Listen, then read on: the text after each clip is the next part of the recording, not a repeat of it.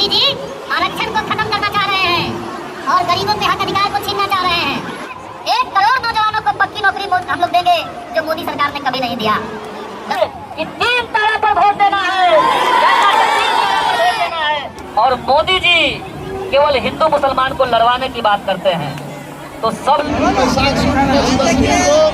पूजा हमेशा और प्रत्येक वर्ष दिया जाता है।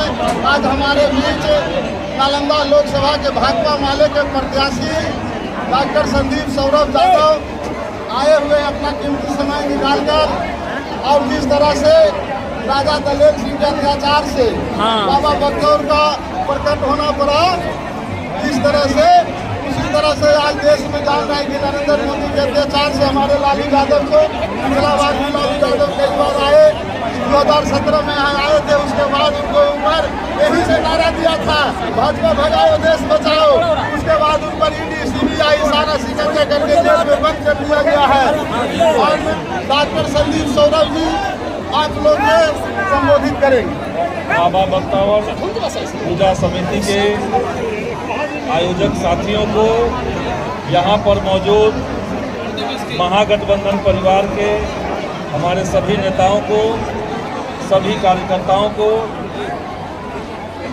और यहाँ पर मौजूद तमाम हमारे गार्जियन, बड़े बुजुर्ग, नौजवान साथियों को, माताओं बहनों को, आप सब लोगों को महागठबंधन परिवार की तरफ से सबको प्रणाम करता हूँ, सबको नमन करता हूँ, और बाबा बख्तौर के चरणों में अपना सादर सुमन अर्पित करता हूँ। अभी आप लोग जानते हैं कि देश के अंदर किस तरह की सरकार चल रही है। जानबूझ करके साजिश के तहत विपक्ष के नेताओं को ईडी और सीबीआई में फंसाया जा रहा है।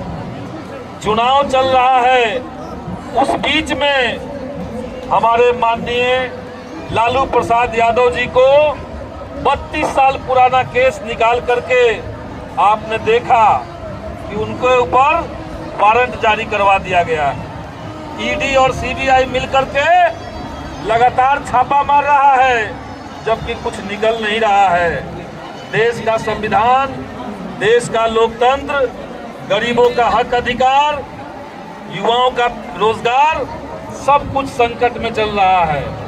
इसीलिए आप सभी लोगों से हाथ जोड़कर प्रार्थना करूंगा कि इस बार बदलाव किया जाए, और इस बदलाव का नारा झंडा पर 3 तारा होगा। यही कहना है, देश और संविधान को बचाना है। आरक्षण भी खतरे में चल रहा है। मोदी जी आरक्षण को खत्म करना चाह रहे हैं और गरीबों के हक अधिकार को छीनना चाह रहे हैं। तो हम सब लोग मिलकर के इस बार बदलाव करेंगे, और जब हमारी सरकार बनेगी तो अग्निवीर योजना जो मोदी जी ने लाया था उसको समाप्त करके सेना में नियमित बहाली चालू होगा। देश में